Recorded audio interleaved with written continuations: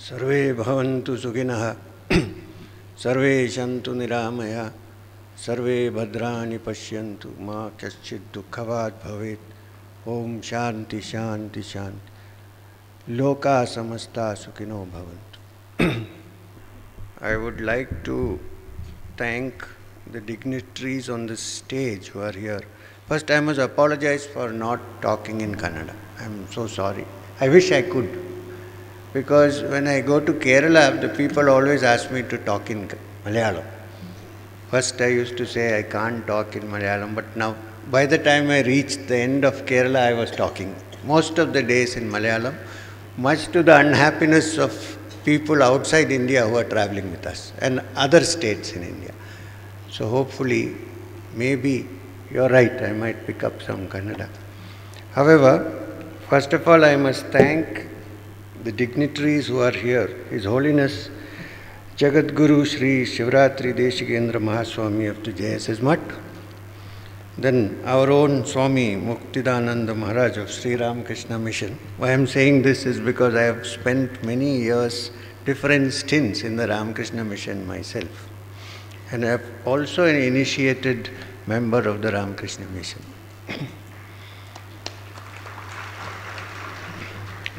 And Dr. Syed Akhil Ahmed, I am meeting him for the first time, who is the former Vice Chancellor of the Yanapova University. He spoke, he put out things in a proper, rational manner, but as expressed by, someone said the speed was very high. I think he wanted to keep up his time. But it was full of energy and enthusiasm and goodwill towards the movement which we are into. I also thank our own friend Sri Ganpati of the Mysore Star, and of course Mr. Pai and Sri Ramchandra and Father Gilbert Arnav, who is present here. Thank you, all of you, and dear brothers and sisters, dignitaries who are also here, apart from who are here, and all the Padayatris, I shouldn't mention, who have been walking from me from day one and are still carrying on in spite of all the difficulties that they face. Now, this yatra, many of the speakers have expressed their views, which is correct. It has no political view in mind. We have no such agenda. Our agenda, I'm not saying that politics is also important. There are people who are in power. Without they changing their minds, things cannot be done in this country or any other country. But we are not so. We are the support from behind, from inside, for good things that can happen in this country. So this is basically for us, apart from being a 6,800 or 6,500 kilometer walk from Kanyakumari to Kashmir, for us it is an inner journey. I keep telling all the people who are with us that this is an inner journey. If we walk up to Srinagar and come back, and the inner journey has not happened, I think our walk of hope is a failure. So what is this inner journey that we are thinking about? This is the journey of moving into unity from diversity. The essential nature of the world is, of course, diverse. Prakriti itself is defined in the Sankhya Pravanchana Sutras as prakaroti iti prakriti. That which divides, which diversifies is prakriti. However, in this division, there is a central point which is unity. It is this unity which holds this diversity together. This is an inner experience for me, and I am only translating it as an outer experience. It's not as if I have a social agenda as such. For me, this is my personal anubhava, and I want this, that people understand that this is common to all humanity, And this is why we have formed the Manavi Ekta Mission. Now, I want to start with so for me, essentially, it's a spiritual journey, while other things, other points which are written, education, etc., I think are manifestations when the heart becomes loving, affectionate, and will not in any way attempt to cause injury or harm to other living beings. When this happens, all other things happen by themselves. And Swami Vivekananda was asked, what is the essence of Vedanta? He said, all humans are essentially divine. To manifest that divinity either through work or through worship or through devotion or through understanding. This is the essence of Vedanta. The rest is all subsidiary. These are his words. For Mysoreans, this must be very important because he lived in Mysore for many years and also studied with Subramanya Iyer, who was the Diwan of Mysore at that time. He was such a humble being. You see Swami Vivekananda standing so proud, but he was such a humble being that he apprenticed himself to Subramanya Iyer to learn the Upanishads. Can you believe this? So this is the land where he lived.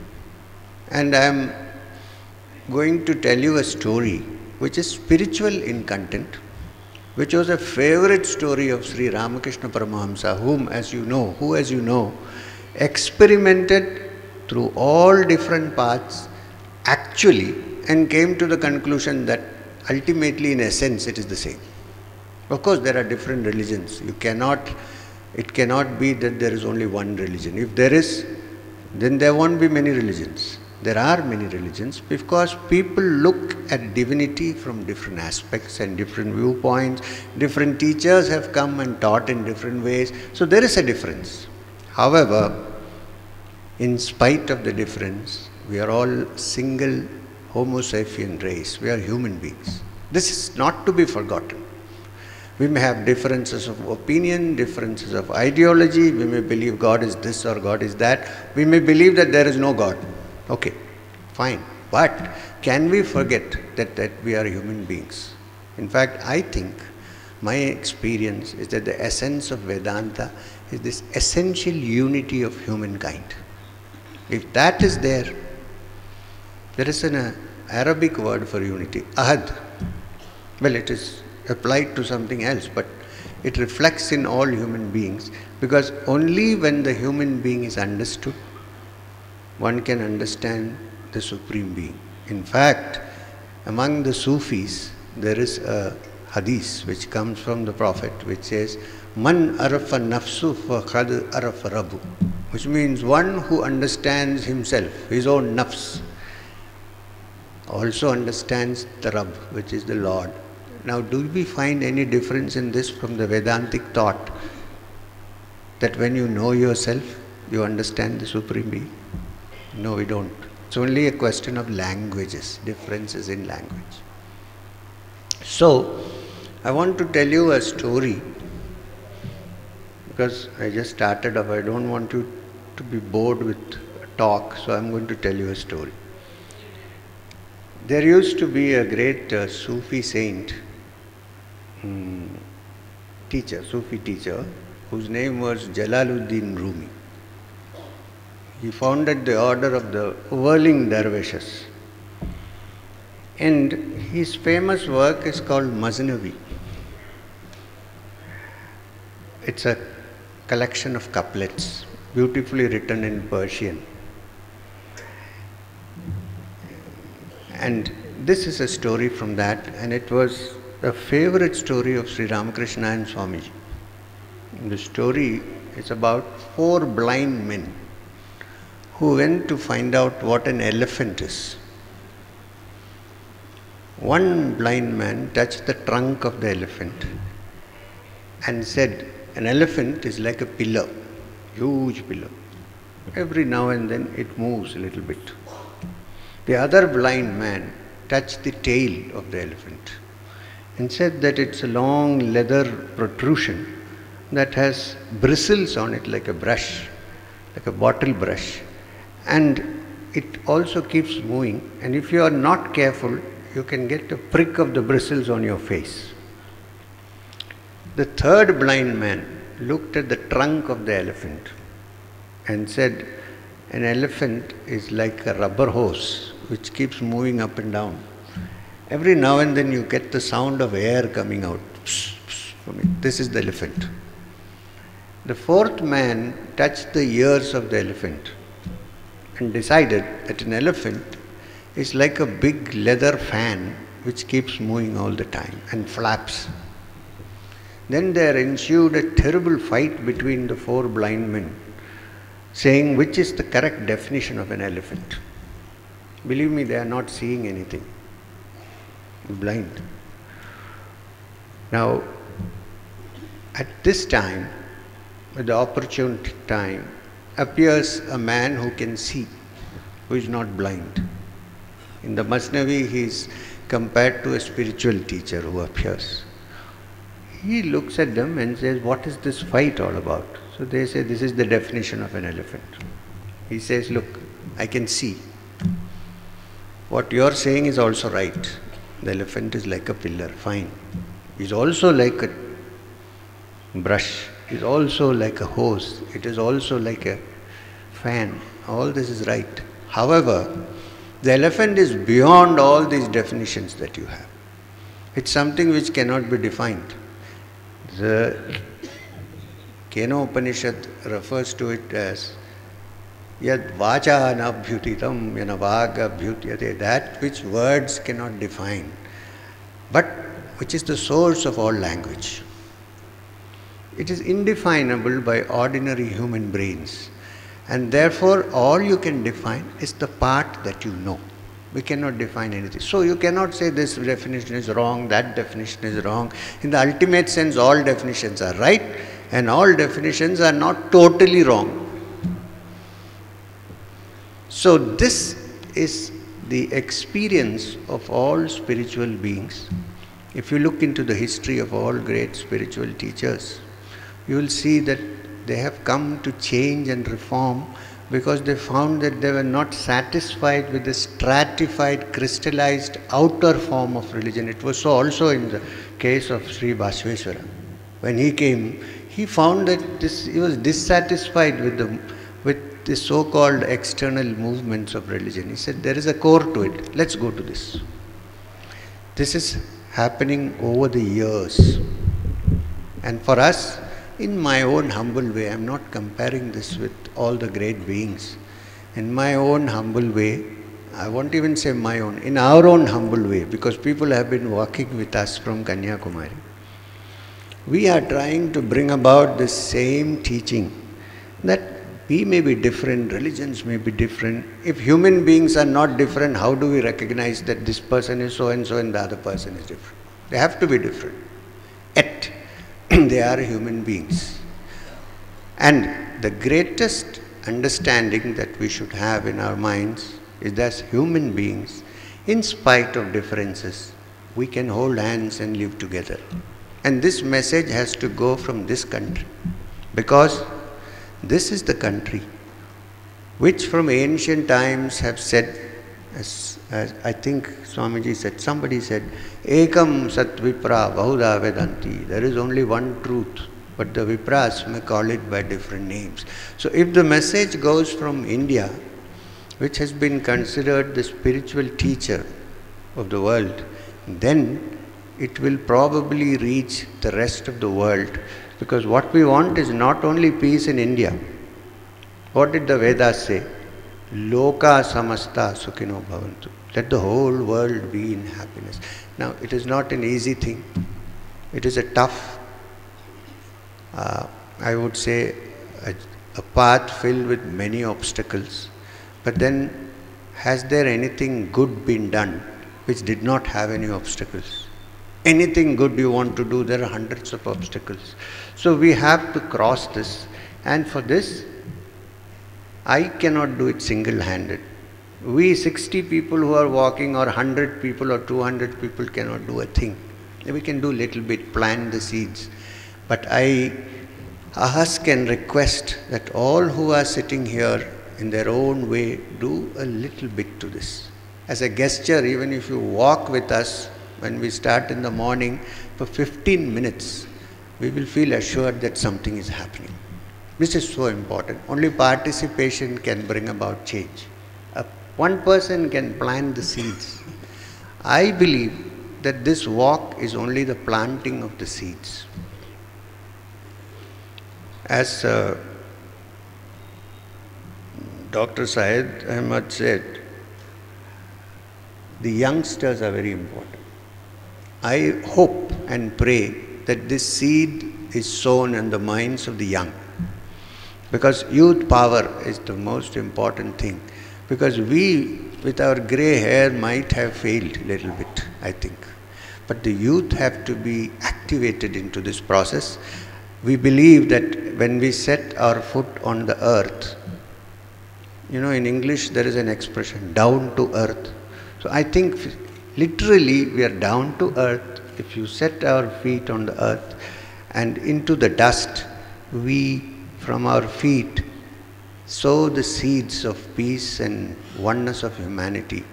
Someday, with the proper climate and watering, if the number of cars which are running on the roads don't scatter it, it may grow into a beautiful tree with flowers and beautiful fruits, which for the future generation could be a wonderful thing. Otherwise, the world will be destroyed.